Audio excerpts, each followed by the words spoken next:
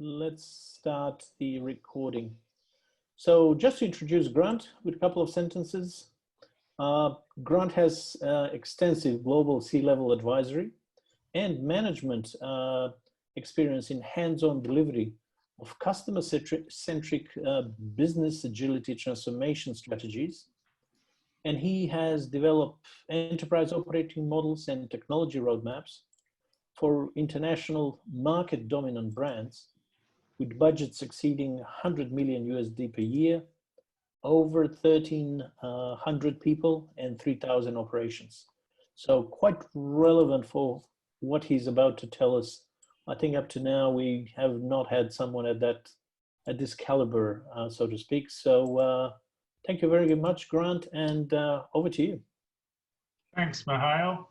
As you'll know, even though I've done a lot of C-level and board advisory stuff and that sort of thing, you'll notice I'm not wearing a suit. That's not my style. I'm very much a hands-on person down in the trenches, trying to help get teams functioning. And once I get the teams functioning, then I work my way up to release trains and get them working. And then I want to try and tie it all into what are the strategic objectives as well. And we want to get information flow going both ways. I've been pretty heavily involved in the transition, basically, of legacy television environments, legacy television stations, as they've had to move to an omni-distribution model, where they have their legacy television via those big, ugly television masts. And now it all goes via the internet, and you can get video on demand and second, third screen type services as well. Now it's become highly transactional, just like nearly every other industry. And I've been doing a lot of work recently in financial services. Guess what? It's the same problems across media, banks, insurance, even manufacturing, distribution, logistics. They've all got the same challenges. At the end of the day, you have to be able to be very customer centric, and you have to let the customer information or the data, the customer experience data, drive what you're doing on the operational value stream and plans to actually do new things, whether it's introduce new services, risk reduction, remediation programs. It all needs to be driven from customer experience data. And if it's not adding any value to the customer, stop. It's really that simple. And I see in Australia a lot of enterprises, they're very reluctant to push the stop button. Anyway, look, I'll just bring this up. Haven't been using Zoom for a while. Is this going to go? Can everybody see that? Hello, everybody there? Yep. Yeah, I can see it. Yes, I can see it. All right, I want everybody to be as interactive as possible. If you've got a question along the way, call it out. Do I know everything about this? No. Is this about you using design thinking for UX, UI, software? No, it's not. In the older versions of SAFe 2, 3, and 4, SAFe was much more about enterprise scaled software delivery. Thank God, SAFe 5 has come along. They've now changed the tagline. It's about business agility. Why is it about business agility? It's about the enterprise where software is one enabler of multiple to get a business outcome and to get the business agility. So for me, that was a big relief, and it has been a big relief to a lot of enterprises I've worked with globally, and a lot of the, you'll see the top tier consulting companies now trying to get into this space as well. Okay, so the agenda just quickly, the business agility challenge, the journey, customer to roadmap, what we're actually going to try and deliver, the learnings, a little bit about me, and an open discussion. Okay, so the challenge is business agility. Because we live in a digital environment and our customers are fickle beasts, on their phones, their iPads, or Android and devices, they can change their minds from 1 hour to the next of what they're doing with the services that your business is offering. And they can move not just a little bit, they can move quite majorly, and it's very easy for them to do a transactional switch to your competitors as well. So you need to be actually tracking what they're doing and then monitoring them. You've got to have the business actively involved in this as well, monitoring what they're doing, and then the business needs to come up with insights to say, oh, do we need to make a move now with the service we're offering? Can it wait for the next sprint? Can it wait for something we do in the next month? Is it something we put in a backlog for the next quarter? So you've got to be able to really diagnose this out. And we'll get into talking about the importance of customer personas as well. So you need to be able to pivot the whole digital supply chain. And it doesn't matter what industry you're in, they're all going digital, the whole lot. But the key is here, business agility, the ability to be able to pivot and follow your digital customers' moves. Okay, so a little bit of taxonomy of terms. What you'll hear in legacy companies, business domain, line of business, operational value streams. Really, at the end of the day, they're all the same. You know, in SAFe 5, they talk about development value streams. The reality is they're a child of the business's operational value streams. The development value streams are delivering new capability into the operational value streams. Design thinking, human-centered design, it's all pretty much the same. There are multiple different versions out there. I suggest if you want to get yourself trained in this, be very careful the course that you go to do to learn about design thinking or human-centered design. You want to check. Some of them are very UI, UX oriented. Others are more business agility, service oriented. So you want to be a little bit careful about that too. Lean portfolio management. It's a big thing in SAFe 5, and from talking to a couple of the SAFe fellows, this is going to be really beefed up in the next version of SAFe as well. And then weighted shorter job first, that's been around the SAFe scaled agile environment for quite a few years, should be fairly understood. I won't be going into that tonight, all right? Okay, old agile versus new enterprise agile. So as I was just saying, the older versions of scaled agile, SAFe 4, are more about scaled software delivery. Did it really align and integrate in with the business agility, measurable? Did we get the business outcome? Not really. SAFe 5, which came out, what, December last year, I think, Mihail? It's really now starts to talk about business agility, customer centricity, and a golden thread from everything you do has to impact the customer in a positive way. If you can't explain that, then just stop until you work out how whatever you're doing is actually contributing to a customer outcome positively. Any questions around that? Because that's the foundation of where this has all moved in the last 10 to 12 months. Deathly silence. Okay, if you don't have questions, guys, just type them in the chat and we'll pick them up at the end. So even while you're thinking about it. The one thing is here too, the way SAFe 5 has moved, the one really good thing they've acknowledged is that software or enterprise software is only one contributor to a business outcome. There are multiple other contributors to business outcomes, and it might be policies, processes, procedures, technology's one. The other big thing is people and the culture, training, HR, all those contribute to the business outcome. Whereas the older versions of SAFe just talked about enterprise software delivery and it didn't really get very much further than that. All right, so if we just go to the next one. So we talk about hierarchical work structures, business and technical within Scaled Agile. So you'll see at the top of the SAFe image that they've now come out with of how their framework fits together. There's a lot more focus on the business and what the business needs to do. It's not about just technology software people owning features of software.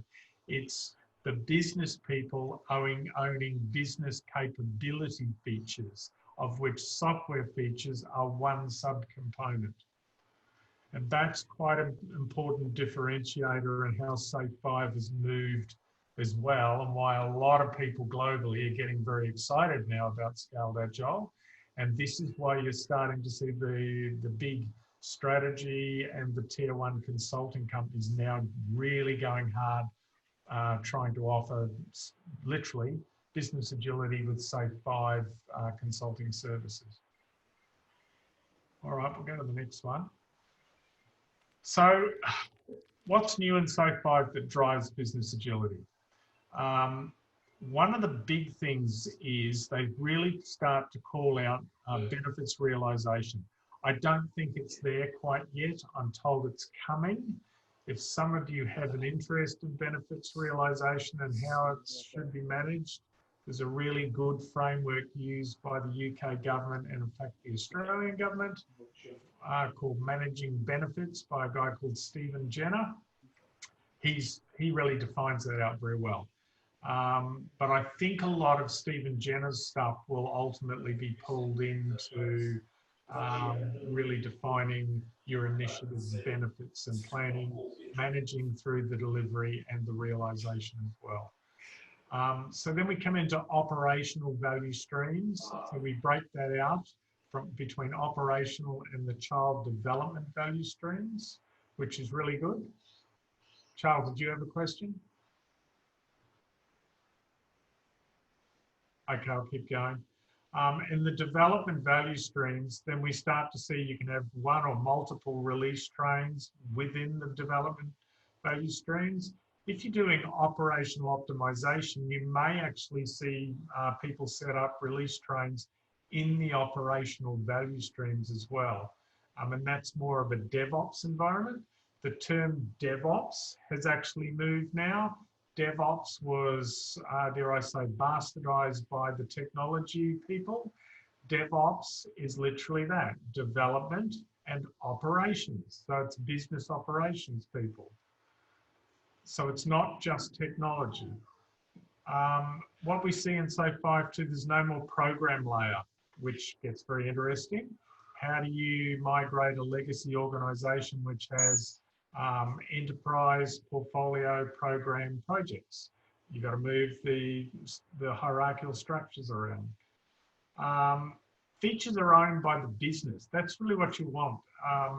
Capability features, the business needs to own those and they need to define what they're really all about.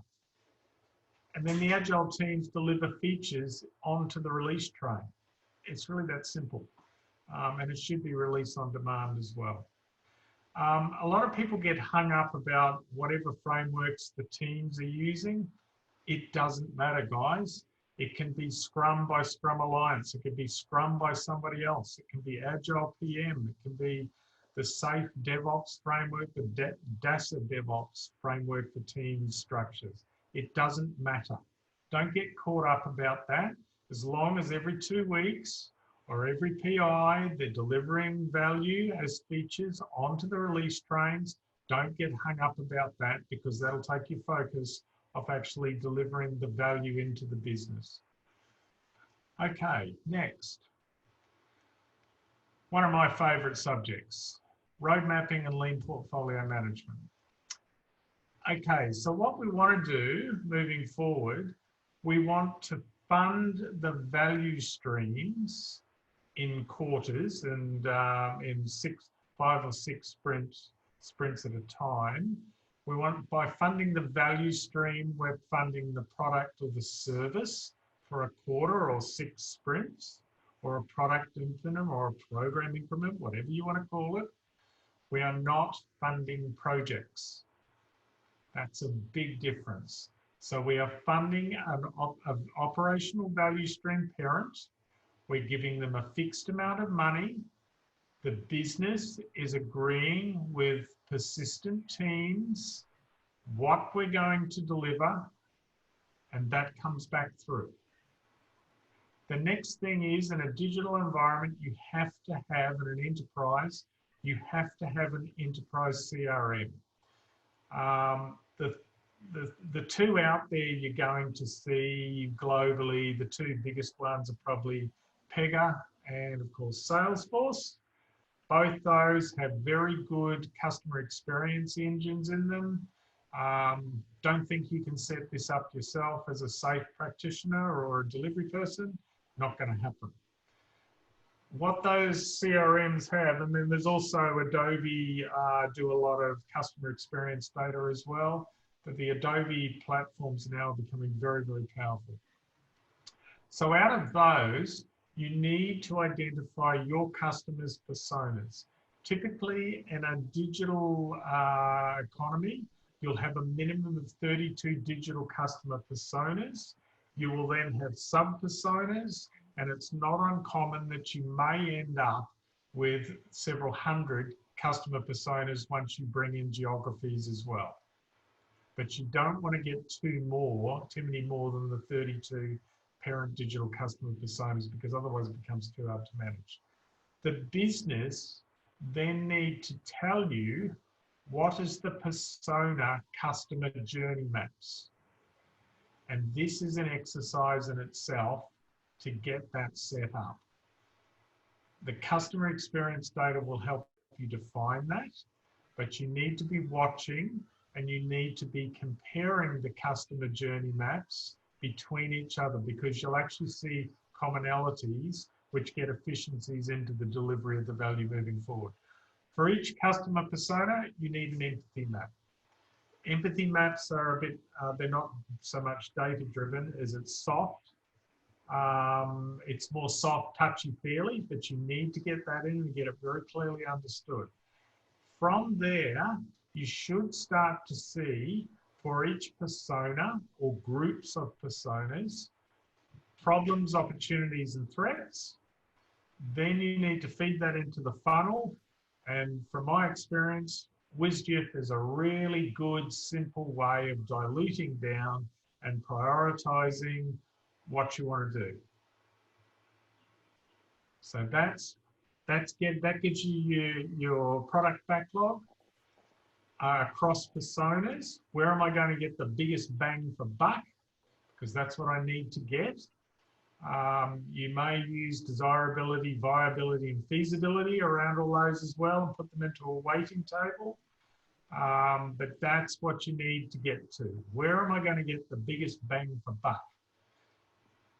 And then I've got my benefits at the end. I've got my benefits clearly defined.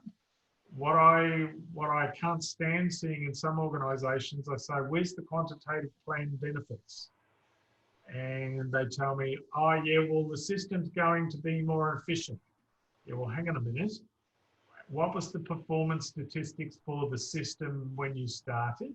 What's the motivation for making the system more efficient?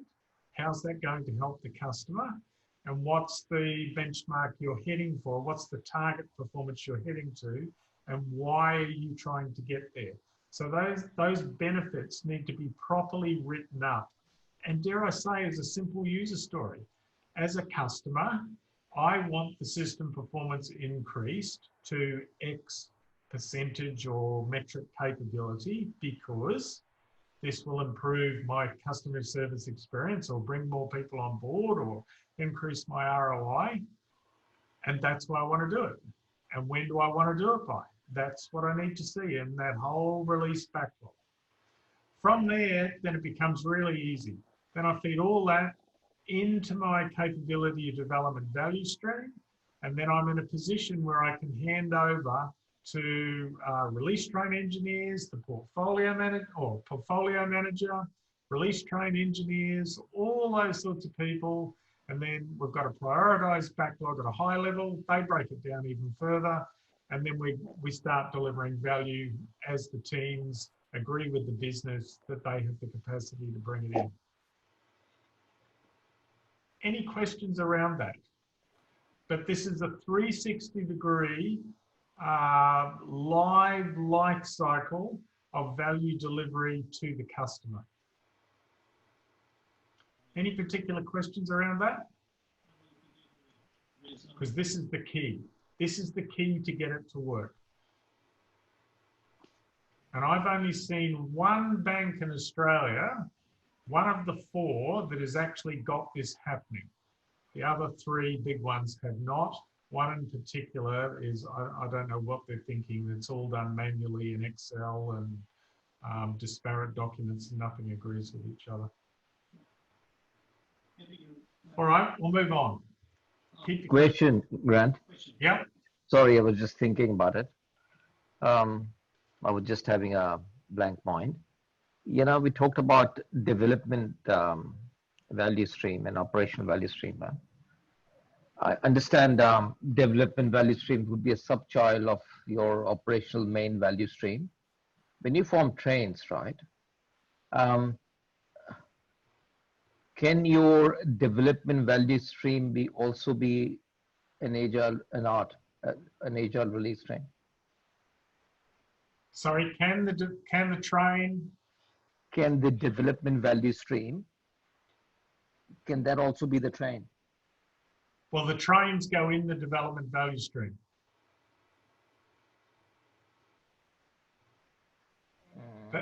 So I have seen where trains have been put in the operational value stream for smaller continuous improvement, continuous development, but it's smaller little operational improvements. But if we get onto the bigger stuff, then it comes into a development value stream, which is run in a portfolio. Okay. Sorry, Grant, I don't know, what do you mean by trains? Release trains, scaled agile release trains. Right. Launch a train. You know, I mean, that's what a lot of the SAFe fellows talk about. Launch a train. Well, that's great, but there's a lot of work up front that has to be done before you launch the trains, because you have to sort out where you're going to get the value. And look, once you get in place all your CRM, your customer experience data, don't think you can do that yourself. You can't. That will have to involve the business. Once you get into customer experience data, you will have so much data you won't know what to do with it. You then have to engage data scientists to help and work with the business people to help really get that data into some sort of logical format around digital customer personas. And then basically then those digital data scientists have to work with the business to get the business insights out through the customer journey maps and the empathy maps, which then feed the problems, opportunities, and threats. To get it set up, at a minimum, you'll need 12 months in a large enterprise, like a large bank of, say, 50,000 employees. You'll need a year to try and set this up. It won't happen overnight. It took us 6 months, Grant, a small initiative, you know, a small segment of the business. Yeah. So I can jolly well imagine for banks, potentially could be longer. Yeah. I estimated it's going to take me 3 months, but it's shifted across to 6 months easily. Yeah, that'd be the very minimum. And you've done one division, and that's pretty normal. And then you'll find you'll be continually optimizing it. In a business I was in internationally, we had 14 data scientists working with the business and constantly monitoring what was going on. But we had a subscriber base of 270 million people. So you can imagine we're monitoring everything they were doing, collecting all the data, monitoring what each and every subscriber was doing. And then we had to get some business intelligence out, which was continually optimizing that, not only deciding what we were doing with the delivery initiatives every sprint or PI, but we were also dynamically optimizing the delivery value stream as well. So it becomes very powerful, and you see people like Amazon will do it, and they start inserting based on your customer persona. on a digital device. They'll have pop-up ads based on what you're doing, your customer persona, everything. That's how, when it gets really smart, that's what you need to start doing. That is in year 3. It is not in the first 6 months or first year. The first year is getting in place this real basic stuff first. Just getting in a Pega or Salesforce CRM, that's a good year minimum. That's just how long it takes. All right, let's move on to the next thing. Okay, so. Questions for later on. Sorry, Mihail? Questions for later on. Just continue so we can get through. Can't hear you, Mihail.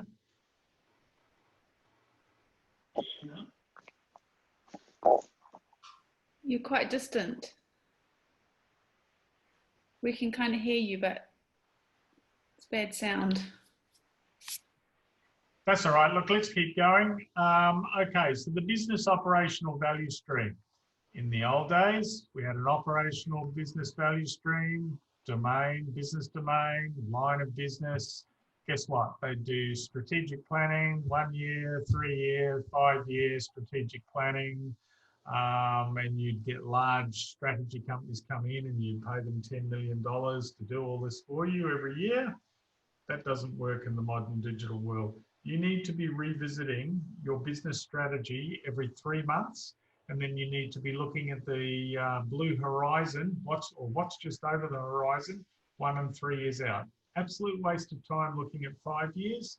The world's changed too much in 5 years. And if you think back to 2015, where did you think that the that industry or digital services would be then compared to where it's at now?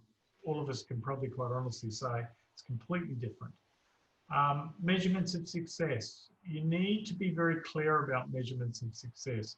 Qualitative and quantitative. Customer-centric.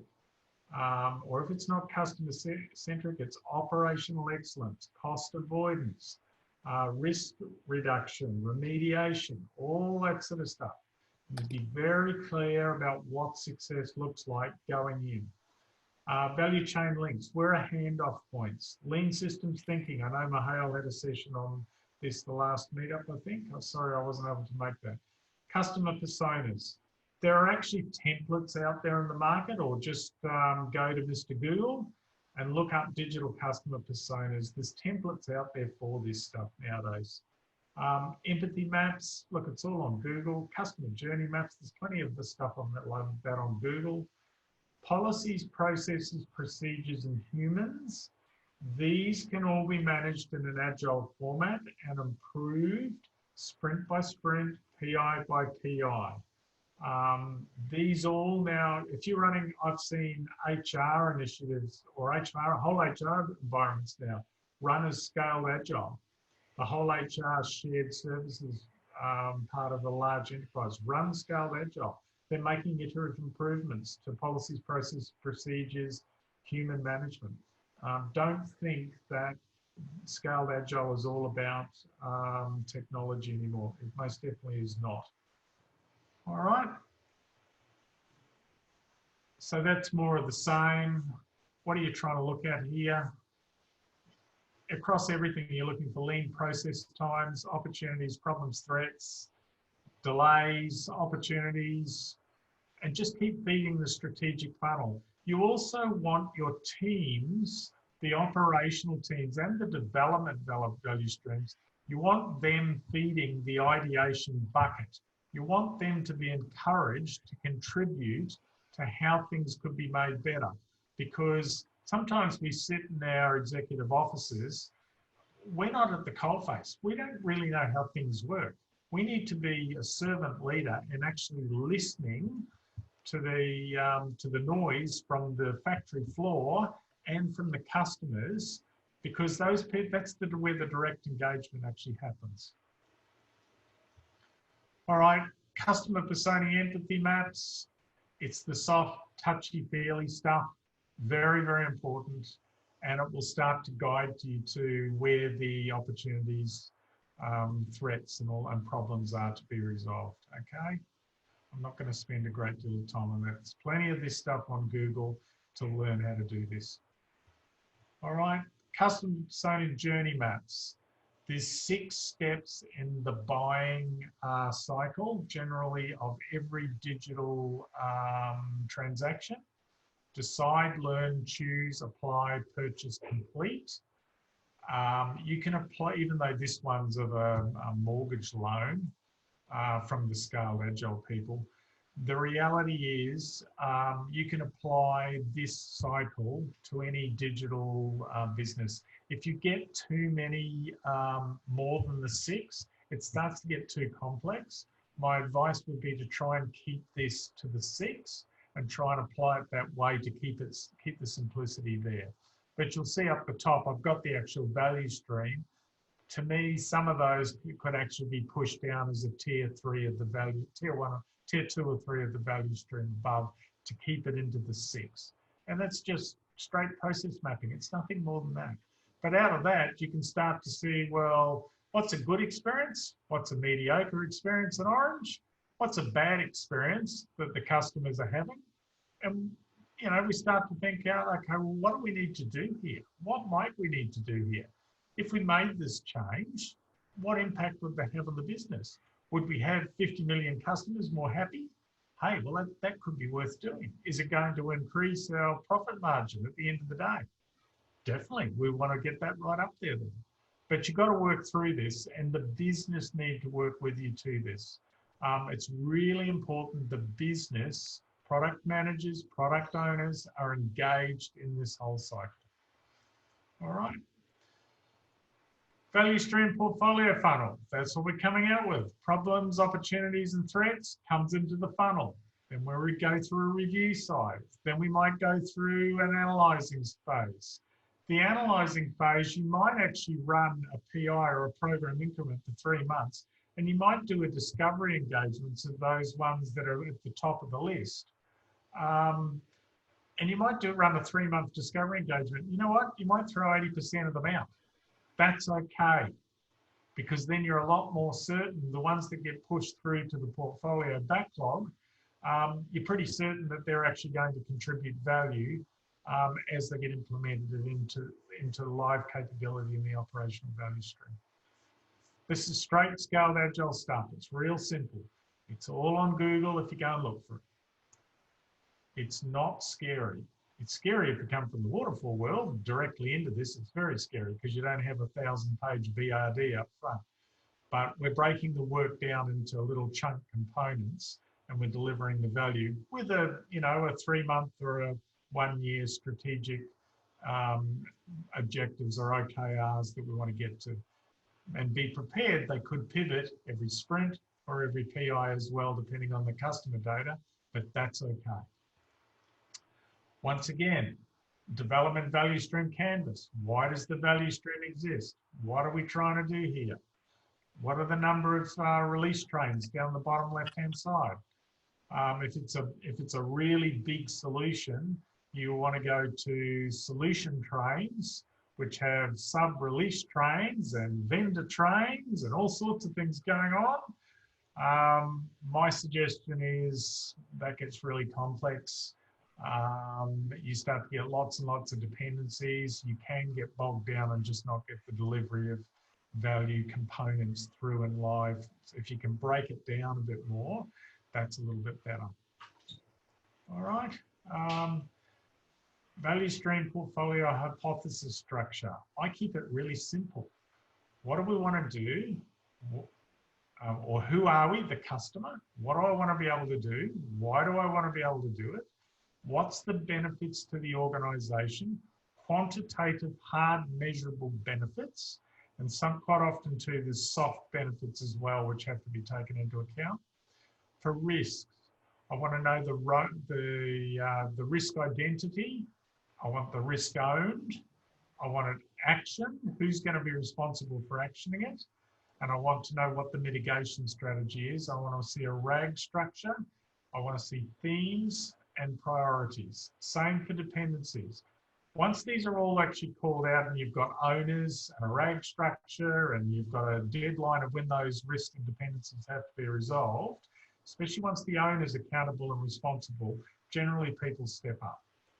All right, then I look at risk reduction opportunities, opportunity enablement. I like to use Fibonacci numbers. Relationships to other operational value streams, that has to be called out. And I want to know what the definition of done is as well. And this comes back to that whole benefits realization thing. What is the planned benefit? How are we managing it as it comes live? And the benefits realization actually goes beyond the capability of being delivered. The benefits realization, in a lot of cases, may take 3 months, 6 months, a year before the full planned benefits are actually realized. But they do need to be tracked and the realization captured, because there's organizational learnings to come back in, which will actually feed how you would do something similar in the future. All right. SAFe 5 Finance. A favourite of mine, I know it's a favourite of Mihail's. In Australia, I don't see much of this happening yet. I think it will come. We move from project funding to product funding model. What that means is we fund the operational value stream for a fixed agreed amount, or we fund the portfolio for a fixed agreed amount for a 3-month PI. Within that, and that's the operational value stream. The operational value stream of the line of business owner, they then work with the delivery value streams, portfolios, and they agree what's going to be delivered into their live business. They sort it out. That's it. But ultimately, they have to report back to the executive C-suite, well, you did a whole pile of stuff for $10 million in the last 3 months. Where's the value? So the responsibility for the value delivery is moved from executive business cases up front, you know, where you write 1,000-page BRDs and the world changes and then everybody's unhappy and throwing rocks at each other. The business owner says, well, I'm only paying for what I know for what I need, and I've got control over it. If a persistent team is not delivering value every 2 weeks as planned or every PI, I'm just going to close down that team. It's really that simple. Sorry, did you have a question? All right, I'll keep going. So basically, there's the opportunity to fail fast. That's all we're getting to. We don't have annual funding models where people are given $100 million and we get to the end of the 12 months, they've spent the $100 million and delivered nothing, and oh dear, too late, sunk cost $100 million. What we're looking for here is that we have qualification of value delivery every 2 weeks in a sprint. Why is this team not delivering value? Okay, before it gets any worse, we need to step in and understand why. And then we want to look at it monthly, and we want to look at it at the end of the PIs as well. They agreed, the teams agreed to deliver value of this amount onto the release train, capability released into the business, every PI.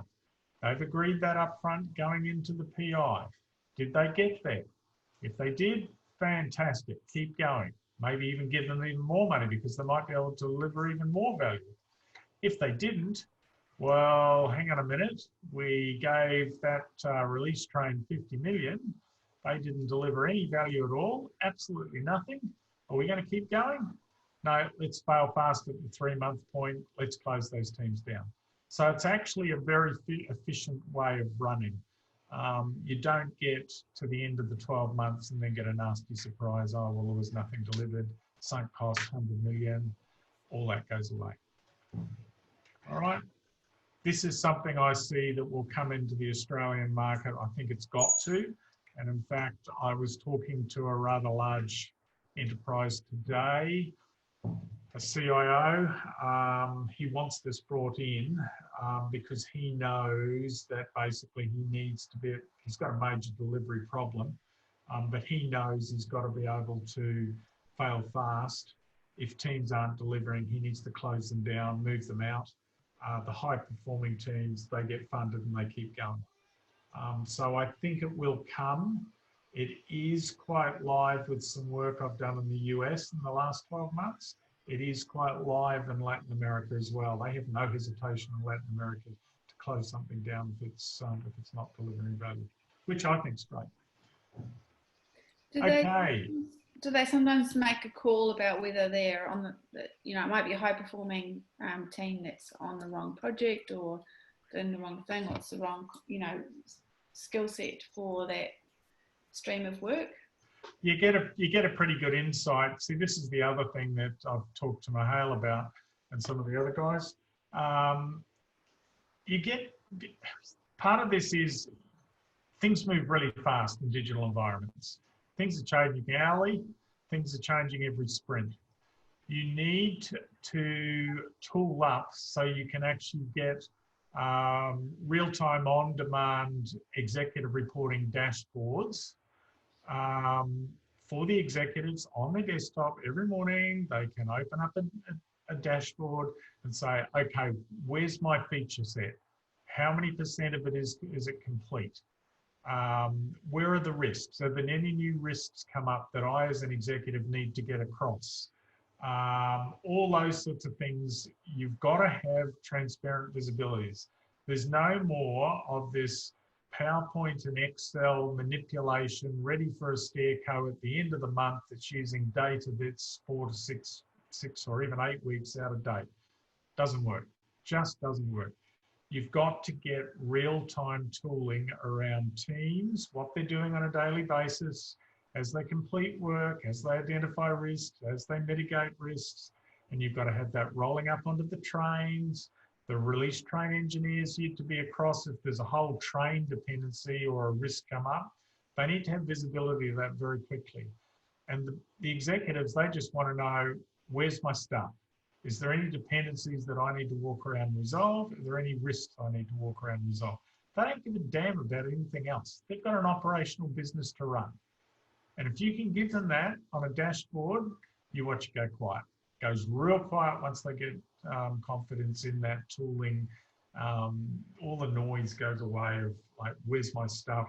You didn't tell me I wasn't going to get my stuff early. Sorry, you've got absolute visibility of it now. So it works really well. So look, just an example here. This is a tier 1 bank value stream, a legacy bank, not a neo bank, a digital bank. Consumer, business, institutional. They all have operational value stream enablement, shared value streams, HR, legal, finance, technology platforms, and a whole lot more. That's just how it works. That's how I've seen a bank in New York actually group them up. This is how they're actually running their scaled agile environment. Dean Leffingfield has personally been in there and helped them set this up. From my exposure to it, it's pretty robust. And in fact, they have a bimodal operation as well, because there's some things that's just not logical to run with scaled agile. How does that really work? Well, that's quite easy. No waterfall project runs longer than 90 days. They have 3 stages, 3 months, and that's it. And then the output deliveries of those waterfall projects, Prince 2 projects, guess what? They align, they have a cadence into the program increments as well. It works really well. All right, and there it is there. Again, there's the operational value stream. In this case, you've got, feeding into systems around the value stream. Could be systems, could be business capability. In this case, the client was using a Clarity PPM. Doesn't matter, pick one. You've got to have an enterprise planning tool with the reporting rolling up if you want this to work. Otherwise, you get frustrated executives. Where's my stuff? I can't see what's going on. These people are making all sorts of noise about agile ways of working. I don't give a damn about that. I just want my new business capability and I want it now, or at least I want to see how many % is complete. And based on the size of the work that the teams have agreed with the business, I should be able to look backwards to predict forward. When am I going to get my requested business capability going live into the business? Because banks and digital organizations are complex, don't think you can do this in Excel. You can't. You need a proper enterprise agile planning tool. And the best ones in the market now, they're getting really smart. They're not just as turbocharged Excel. They're actually using AI and all sorts of things now to do look back, predict forward, and all sorts of other things. All right. What I'm trying to show here is who owns what, the structures. So you see now the business comes down, the business owns the features, and software is just one of multiple enablers. It's not all about software features. All right. I've purposely not put in here technology stuff about software development processes and SDLC and automated testing and all of that. Guess what? That comes in at the feature level. It'd be a sub feature, a software feature, and then you've got to really define that out in your user stories. Then you've got you want to try and get to test-driven development as well. So then you want automated testing, and if possible, you need to get to automated release as well. So automated test flows into automated release into the live environments. But you need, that takes a little bit more to set up, because you need to have a back out strategy all set up as well, so you can automatically back out if some new feature crashes the live business. But I've purposely not gone there for this presentation, because that's a whole nother subject. And I wanted to show particularly that SAFe 5, it's about enterprise agility, not about scaled software delivery. Okay, the end customer personas drive absolutely everything you do. If it's not adding value to that end customer or not optimizing the business, just stop. The business operational value chain owners, that is, the owners of the customers, they need to drive the destiny. They need to own the CRM, the customer experience data, and that whole funnel process. They need to own and drive that. And things move pretty fast. A good digital business, actually, if you can get some really good young people, some of them are actually get this stuff real quick, rather than us old guys, but that's okay. Strategic planning has a quarterly, yearly focus, not 3 to 5 years. Be clear about your planned benefits at every level. Enterprise, down to initiatives, into features, right down to user stories. What is the benefit of this user story, and how's it going to contribute to the strategic enterprise initiative? Quantitative and qualitative. If you can't see that golden thread, stop. If you're in a team and you personally can't see the golden thread, go to the Scrum Master, go to the product owner and say, we shouldn't be doing this work. We can't see the golden thread. And the product owner should come back and say, this is the golden thread. The realized benefits. The capability may not be delivering realized benefits for 3 to 6 months. So you need a whole enterprise structure for benefits realization. Business owns the capability features, not IT. We've moved on from scaled agile being about software delivery. Don't be scared to pivot. So if something comes back off the from the business that have said the customers have moved, they want something different, that's okay. Stop whatever you're doing, pivot, realign to the customer, and go again. That's okay. It's okay to stop. As long as there's good justification that it's coming from the business, that's okay. Persistent teams, change is the only norm. Now, the big thing is your culture needs to support this. It's okay to get 80% down to delivering a feature, and the business comes back and says, actually, the market's moved. We need to change that feature to do something new. That's actually okay. But that's a hard cultural thing to get embedded in. Automate as much as possible. Now, this doesn't happen overnight. As we're just saying, it takes 6 months, 12 months, 3 years. It takes a long time to get this set up. Google have got some really good tools with some of the stuff they're doing now. Amazon have got some really good stuff around their shops and that sort of thing. So you need, if you're in a large enterprise over 10,000 people, you're going to need an enterprise CRM. You need the customer experience engines. You need the digital marketing engines. They all have AI to good and bad degrees, so you can monitor what the customers are doing. The big moderator in this is you need data scientists to set you up a clean data architecture to drive the AI. If you have multiple views of the same customer, like let's just say a rather large enterprise I know of here has 88 different customer databases, then if you put AI over the top of that, you will get very wrong answers about what the business insights are. Reporting for execs. Get the execs off your backs about where's my stuff. Get in place some really good tooling so that the execs have got real-time, on-demand dashboards based on data from the team's cold space. Where's my stuff? Where's the risks and dependencies that I need to walk around and get across and get unblocked? Financing, tracking is planned. If you've got persistent teams, all the labor tracking stuff all goes away. It then becomes dependencies, risks, and technology. Financing should be the only variables. Monthly waterfall steering committee meetings, looking at manipulated 4 to 8 week old data will inhibit business agility, and it very much inhibits executive delivery confidence. They have no idea what's going on. The business has moved, they're having water cooler conversations that something's moved, and they go to a steering committee meeting and they're told something else. Quickest way to lose confidence of your executive. So fix it. Get the budget, get in place good tooling, and then you'll fix that. All right, a little bit about me.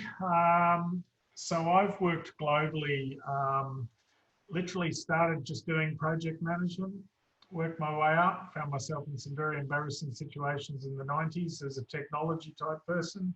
I didn't have a clue what people were talking about with business outcomes, so I went and did an MBA. Since then, I've driven quite a number of large programs, portfolios, got involved with Agile probably around 2010, 2012, and thought, actually, this is the way to go with the digital economy, the way it was all moving. Went to Brazil, got dragged into something there with a very big digital business. We knew we had to do something as a matter of corporate survival. We actually copied an oil company that had adopted about SAFe 2. We said, let's just lift that, copy it, and then we'll adapt it into what we're doing. We've grown, and if you actually look on the SAFe website now, you'll find that the Globo organization of Brazil is a case study for scaled Agile now. The videos looks all lovely, television station, looks all lovely. You'll see lovely Kanban boards on the walls and all that sort of thing. Be assured there's a lot more tooling behind that, but it's all very transparent. I'm sorry it's not in English. I've been asking the guys to do that, but it's not. But basically, trust me, we found every rabbit hole there was to find with SAFe, with Agile. We wasted millions of dollars doing a lot of organizational learning. We've now got a very, very digital media business set up there with 270 million clients on it. And those learnings I've discovered, being a high transaction business that media is, they're directly transferable skills into multiple other industries, banks, insurance companies, military environments of all things, manufacturing. It's all going digital. And guess what? The problems are all the same. And that's what I've done a lot of work with. Recently, I've been working with some executives, helping them understand that, no, we don't want this 3 to 5 year strategic planning. We want to move to lean portfolio management. We want to move to funding lines of business value streams. No, we're not writing 1,000-page BRDs anymore. None of that. Thank you very much. and basically no more contractor engagements beyond 90 days. We're moving to program increment funding for all contractors, consulting companies, everything. And if they don't deliver value, they're out. That's it. So I've got some models around that as well. I have been working internationally. Obviously, COVID came along. I've been doing that international stuff virtual in the middle of the night. But I am available now in the Australian market as well, if anybody needs any help in this space. And that's me. Tell us about your questions. Thank you so much. Can you hear me, guys, by the way? Yeah, much better now. Much better now, perfect. Thank you. Let's go from the beginning. Stuart asked a question, what is the biggest change from SAFe 4? I think, Grant, you had a good poster on that, one of the slides. Yeah, just let me go back and get that back up. Hang on a minute, I do. Hang on, just get this out of the way. Can you all see that? Yep. Okay, look, the difference is SAFe 1, 2, 3, 4, and you've got to understand where Dean Leffenfield came from. He comes very much from a software background, software as an enabler to the digital business. And look, there's nothing wrong with that at all. That's just the way that it all came about. The problem was that people were delivering enterprise software and there wasn't the golden thread to customer centricity, actual tangible business outcome. So what they've done, they sort of went to SAFe 4.5 where it was hinting at business agility, and they started introducing lean portfolio management. And SAFe 5 has now come up to, you know what, we're going to flip this on its head. It's all about business agility.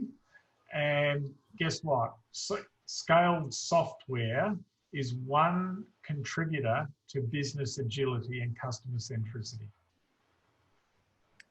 Some of the software guys don't like this either. It's really quite interesting to watch play out in various organizations. Next one is from Philip. Can we manage the customer experience data via tools like Qualtrics? Yes, Qualtrics is good. Perfect. Jerry's asking, how are 3 months budgets estimated for a PI? Quite simply, I want to spend this amount of money and I want this value outcome. Okay, so what do we come back to there? Well, then we've got to say, well, what benefits are we looking for here? So this comes back to the whole managed benefits definition. What do they want in this initiative? They want to do these things, or they want to bring these features live in the next 3 months or the next PI. What is the value of those features to the business if they come live? So the business need to define very clearly what is the actual benefits, soft benefits, hard benefits. From there, then the features are defined. Then you go into, well, the pre-work before PI planning. There's got to be negotiations with the teams and release train engineers. How much, like how many story points, how many man hours, how many teams is this going to take to stand this up? So you know going in, right, I need 6 teams on this release train to get these 20 features stood up. These teams are going to cost this amount, that's the fixed cost. And then I've got a technology cost generally around that as well. So then I know what I'm going to fund, and I've got an ROI, or the business guy is going to want to know, right, I've got an ROI. If I spend $1 million, I'm going to get features that I'm planning are going to give me $10 million. Right, that sounds pretty good. Let's go. Yep. Thank you. So, I guess this might kind of always has been a bit of puzzle, and different people have answered it differently, but how do you measure value? What is value? Different people have different interpretations of value. So value could be ROI. Customer spends more. I get a new market segment. I suddenly get over 70s buying my products. Then I've got to do some market intelligence work. How many $1 million of services are my over 70s going to buy? Is it worth providing services to over 70s? It may not be. Another thing might be risk reduction. You'll see a lot of technology companies and people get all excited about cybersecurity and all of that. You'll see technology, dare I say, nerds in certain organizations. They're looking for gold-plated cybersecurity, but to go from the 80-20 rule, 80% costs $1 million, to the gold plating, which costs like $20 million for that final 20%, is the risk in dollars terms actually worth the extra $19 million to get me there? Because risk is cost avoidance. Another thing is operational efficiency. Okay, I can deliver my services more efficiently along the value stream. So if I can find some efficiency, and it's actually going to benefit 16 of my customer personas, and I'm going to get an operational efficiency of $16-17 million per quarter. Sounds like a good deal to me. But then, are there other things that are going to deliver more value?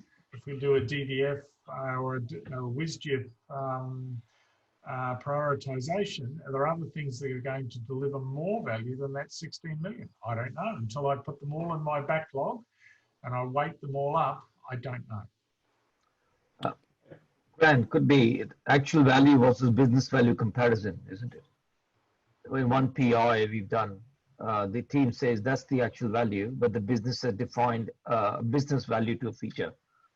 That's right. So this is where the business needs to define the value. So it's like, yeah, at the end of the PI, at the end of the PI, the team has attained an actual value, but the business says, all right, my business value for this full feature was X, but you've only done X plus 1. Oh, sorry, X minus 1. That's right. So that comes down to now I've seen the argy-bargy this quite a few times. So this comes down to being very clear up front. What is your done? What is the definition of done? So they have to define, the product owners going into every sprint, because at the end of the day, you've got, people doing their best at BA level, in teams doing their best. They don't know what the business value is, but the product owner has to be very, very clear about what the definition of value is and how that contributes to the features for each user story, and the golden thread and what that definition of done is. Because when you get to the end of the sprint, the definition of done is clear. So if the team has actually delivered against that definition of done, then then the product owner suddenly says, oh no, well, I didn't want that. Sorry, tough luck. You signed off on the definition of done and the value. Therefore, if you want it changed, put something in the backlog, next round. They learn very quickly. Once it's a matter of teaching them that no. And the other thing we don't stop mid-sprint unless it's really urgent. We don't stop mid-sprint and start changing the acceptance criteria and that sort of thing. It's a classical case, right? All the business product owners, they know they need to define a business value or define the definition of done, but they're just being lazy, right? So much information, So, and product owners is a difficult job. Product owner and POs and PMs, they're difficult jobs. They're not easy jobs in SAFe, right? So what I've seen in Australia, I'm struggling product ownership, product management is very weak in the Australian market. Absolutely. It's very, very flaky. Absolutely flaky. Very flaky. And then they think, oh, well, I'll just dedicate an hour a week to that. No, you won't. No, you won't. So we want to see one product owner for 2 Scrum teams, maybe, then an aligned train. I definitely don't want to see one product owner per 5 teams on a train. That just won't work. We want to see one Scrum Master for 2, maybe 3 teams. Release train engineers, they're going to be flat out. And in the the product owners and Scrum Masters downtime, I want to see them engaged with that release train engineer to make sure that, you know, the features are actually going to come live as planned. Here's another question from Jerry. How long does the culture of change in the business and customer arena take, and can it be accelerated? Yes, it can be. Look, and I mean, Dean Leffingfield and the SAFe fellows, I think, have done a really good job. If you look at the SAFe 5 implementation roadmap, what does it first say? Train the leaders. Because at the end of the day, they're used to a waterfall environment where they get forced to get across and write 1,000-page BRDs for programs and work and everything, and, you know, thousands of pages of tier 1 strategy companies coming in and telling them how to do stuff and all of that. And suddenly you're going to park that and you're going to give them something new. They have no confidence in what you're trying to do with this new business agility model. Oh, we're going to have iterative delivery, and you want me to provide product owners and product managers, and I don't know what's going on, and I've got no confidence. I can't see stuff coming live, and I had a water cooler conversation, and this person told me this, and now I come to this stairco and you're telling me something else. So yes, the culture is, and in fact, a CEO that I worked for in Brazil, what they did, the guy did, he actually got this. He said, right, all the C-suite, we're all going on a Scrum Master course. Well, I said, well, that's probably a good idea. Then everybody's on the same page. But you should have seen some of the others. I don't want to go and do that. What a waste of my day. But I'll tell you what, then we all went and did, I think it was about a SAFe 2 course. We went and did a product owner course. So then we as the C-suite knew how this new delivery mechanism was going to give us business agility and how we could pivot. So then we were able to go, all right, so now we need everybody in the business to go and do this so they all know, and we can accelerate the cultural journey as well to say what's going to happen. Ultimately, yes, we had laggards. Yes, we had people that just didn't want to learn anything new. They saw their empires possibly going away with their very stable rocking and leather chairs. We've all seen that. I had to have a few hard conversations with people. You either get on the bus or I'm sorry, there won't be a place for you moving forward. Once we got a few of those people either managed out or on the bus, things moved pretty quickly. But the secret is, going back to the SAFe 5 implementation roadmap, train your leaders. It's not much out of their time. What you're asking them to do, and the best way to accelerate that, send them on a 2-day Scrum Master course. Take their laptops off them, take their phones off them when they do that course. Next week, send them on the product owner course. Take the laptops off them, take the phones off them. And after that, send them on the leading SAFe course. You're putting them in jail. You're putting them on jail, Grant. Yeah. No internet access. Remote tropical island. I've heard that suggested. We'll take them to a Caribbean island with no internet. Brilliant.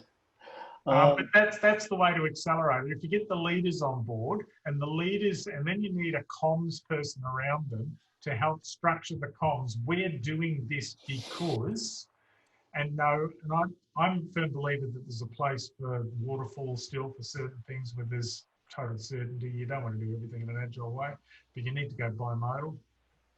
But you need structured comms coming out of those executives when they come back from their course, and you need them to understand this is not going to happen overnight. It's going to be a journey.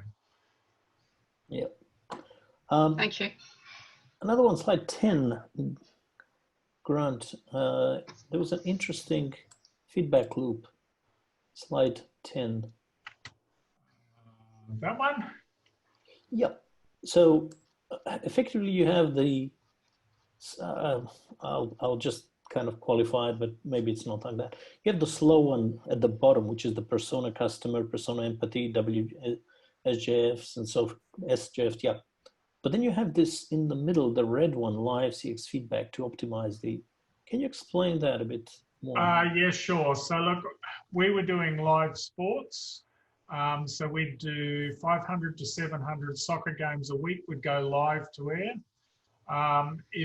If there were only 200 people watching a soccer game, why am I giving all that the resources? That went to standard definition, low bandwidth, low quality pictures. If I had 60 million people watching a football game, guess what? They go to 4K HDR quality vision and everything imaginable high quality for those customers to be watching it. Right. So I'm dynamically optimizing the delivery of the service to where I'm getting the most value. Perfect. How fast have you seen the bottom one, the personal customer, personal empathy maps, that feedback to close that full loop? All the way to the left capability, up operating stream, CRM, and then again down through the... Look, I've seen it in Australia, but it's not automated. There's generally 2 or 3 links missing, and then they have disparate spreadsheets and Word documents and PowerPoints, and it's lost. There are tools out there in the market that you can do all this. You know, okay, you've got to invest a bit of time in setting them up, but some of them now, you know, they're just out of the box. Generally 6 months per line of business. Some people get it done faster. Some people just throw loads of people at it to get it done. There is a big red bank in Melbourne that is going very hard and very fast down this route right now. I'm not involved in that. Got it. Okay, guys, any more questions? Any more questions? We still have, if you want a bit more time. I just have to leave, Mihail and Grant. Thank you very much for this. I just need to take my son taekwondo. So Grant, very informative. Thank you very much. All right, and if I can be of any help to anyone with this, I've got some accelerators around how you actually stand this up live in corporates as well, and how the big thing is how you get the executives to sponsor it, and understanding where you're trying to get to and how it's going to benefit them. Grant, I'll reach out to you. I run a company scale now on Agile transformation architecture. So I'll reach out to you. I've sent you a LinkedIn request. Okay. Huh? Thank you. Have a nice evening. Likewise. Any more questions, guys? This one slide really sums up what you're trying to do, but a lot of it's complex, but you got to get the leadership on the bus to get it to work. I've seen banks here that, you know, the teams are really keen, and sometimes the teams get it, but dare we say there are personalities that are maybe 2 or 3 years off retirement at program director level. They say, oh, I don't want to learn anything new, and unless they're pushed, they won't go there. So that's where you need that executive sponsorship to say, we're going to do this. This is what it means. This is the rough plan of how we're going to roll this out. Any more questions, guys? Anything else you would like to ask? I think it's a rare opportunity to pick someone's brains. Maybe ask about troubles you're currently facing at work. So, guys, the latest series of SAFe training is actually pretty good. It addresses a lot of this stuff, maybe not to this level of detail, but implementing SAFe, release train engineer stuff, lean portfolio management courses, they're all now available in Australia. It does actually address a lot of this stuff.